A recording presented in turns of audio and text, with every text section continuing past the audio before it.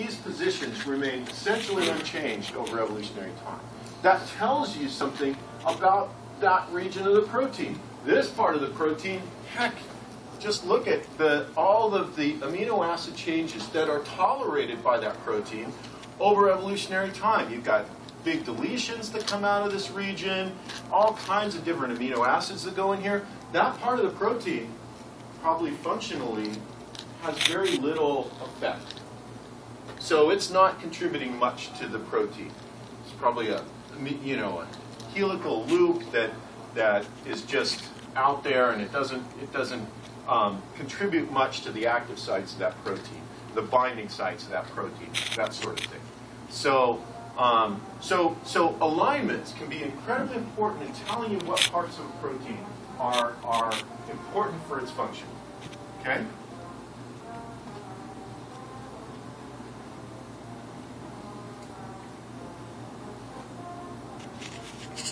All right. So, function. Let's think about function again and how to go about looking at various sites in a protein that give you function. Let's go back here again.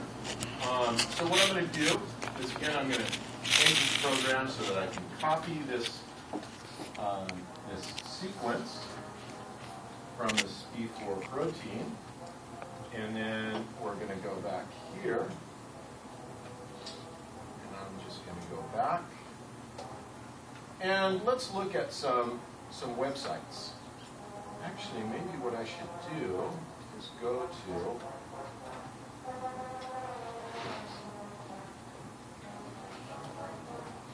to this, and we can use some of these that are on here. Whoops, I didn't mean to do that. All right, so we've already used the NCBI BLAST searches. We did that last time. Let's use TM-PRED. TM-PRED can take a protein sequence and it can predict regions that are transmembrane regions that are going to span membranes. What amino acid characteristics would make a region likely to span a membrane? Hydrophobic regions, hydrophobic amino acids. Not just one hydrophobic amino acid, right? It has to be a string of hydrophobic amino acids. And typically anywhere between, say, 17 and 22 hydrophobic amino acids are going to give you what would likely be a transmembrane domain. So I'm just going to paste this text into here and run the TM-PRED predictor, and I get an output. So here it says possible transmembrane helices, and so it's going to give me one set of predictions, and it looks like we got 1, 2, 3, 4, 5, 6, 7, 8, 9 transmembrane helices. It tells you if this was in a cell membrane, it's going to be going from this to this, and this is going to be inside to out.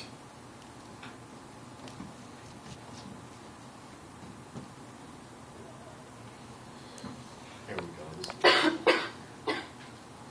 Suggested membranes for suggested models for membrane topology, and you can see down here. This is This is the real prediction down here. So it's got two possible models, right? So here it is.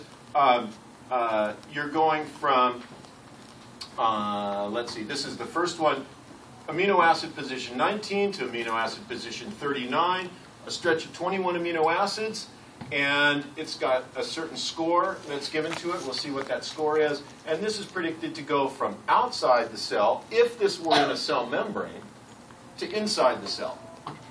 So that means that this amino terminus would actually be extracellular if this were in a cell membrane. We don't know that. All we know is that this is a protein that appears to have transmembrane domains in it. So it's going to be embedded in a membrane, parts of it. And so you can see here's another one, a 19 amino acid stretch, 19, 17, 20. So it's giving us these amino acid stretches that are likely to be in a membrane. Now, there's an alternative model. So one is strongly predicted, strongly favored. Another one is an alternative. And you can see it's got the same approximate amino acids, 21 to 39. Here was 19 to 39, only a 19 amino acid stretch. And this is the reverse, inside to outside. So we've got two different predictions, kind of a toss-up. Which one is which? We don't know. This is a hydrophobicity plot. Anything in the positive range is highly predicted to be hydrophobic. Anything below is predicted to be hydrophilic. And so you can see these regions right here that are the transmembrane domains, the predicted transmembrane domains, and one here and one here. So each of these is a predicted transmembrane domain. So now we found out several things about this. We can, just looking at the alignments, we can figure out the important parts of this protein, the parts that are probably highly important in function. We've been able to understand that it's embedded in a membrane. Just looking at the kinds of things that we get from blast searches, we can tell something about its function, that it's similar to presenilins. We know that presenilins have a peptidase function that cuts or cleaves other proteins intramembrane, the parts of those proteins that are within membranes. Now we know this is a membrane protein. I mean, just based on sequence, we've already come up with a lot. They're all hypotheses at this point because we haven't done any real experiments, but just based on bioinformatics alone, which is what this is, we're doing a bioinformatic analysis, we can say quite a bit. Okay? Let's do something else. Let's see if we can actually get some predictions about what is going on with this protein. So here's another site. It's called the Eukaryotic Linear Motif Resource. There's a lot of sites that predict protein functional domains. I'm just going to paste this into this. I don't know if it's sensitive to spaces. This one you can type in a species name, so we'll do that. Select species. This gives us the option to select a cell compartment, but we really don't know what compartment it's in. If we had some idea, then we could select it, but we don't. So I'm just going to go ahead and submit it. And some of these things take a while. So it's already popped up, and it's already found this sequence in the databases. So it you know, we're not working with something that's completely unknown, but you might be. Here, this has found this protein has the presenilin domain. So this is the protein family SMART domain, PFAM domain, presenilin. It's also pointed out that it has some transmembrane domains. If we go back up,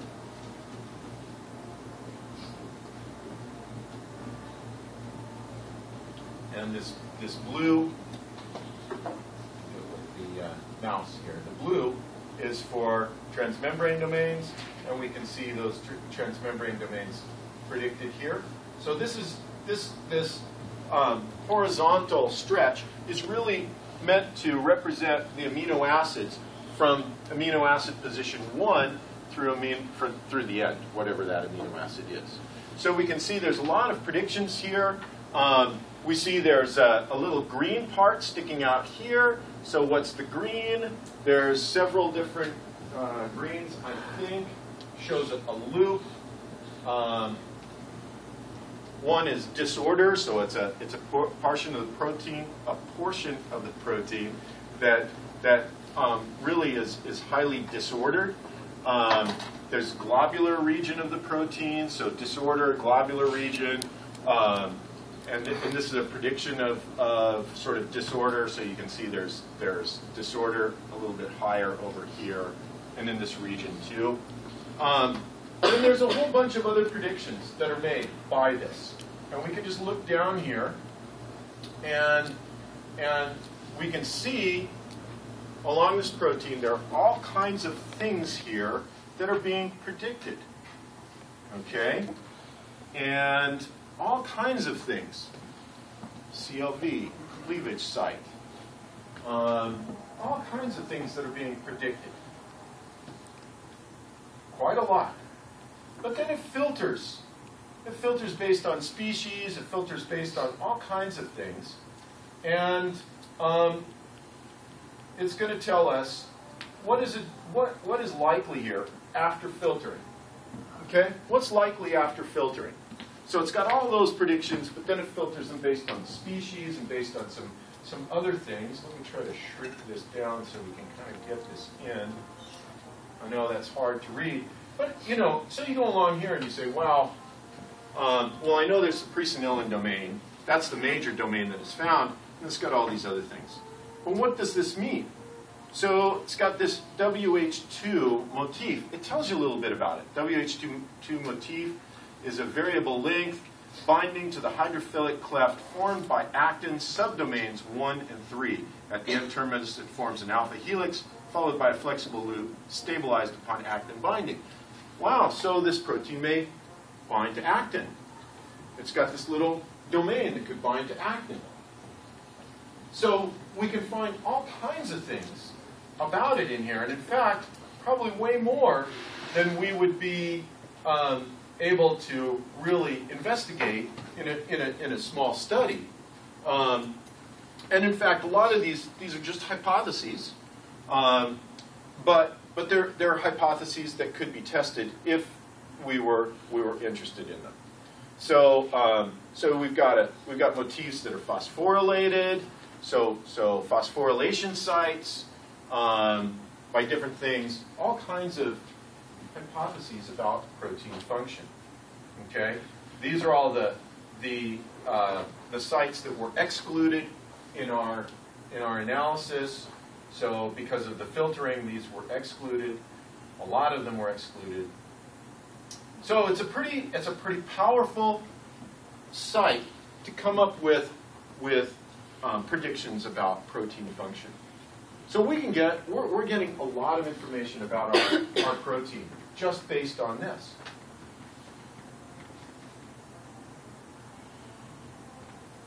We can go back, and we can actually, there are a lot of predictors for very specific things in proteins. So this ELN, it predicts a lot of different features all at once. It's kind of a one-stop shop for things. But we can go in and we can say, well, what if we just want to know, does this protein have a signal peptide? What do signal peptides do? Anybody know? Yeah, Jen? It finds the signal so you know Where where to go. to go? So typically they're in the very amino acid terminus of a protein. And those first few amino acids, maybe first 30 or 40 amino acids, and as that protein is being translated, it binds to certain factors that direct it to a cellular compartment.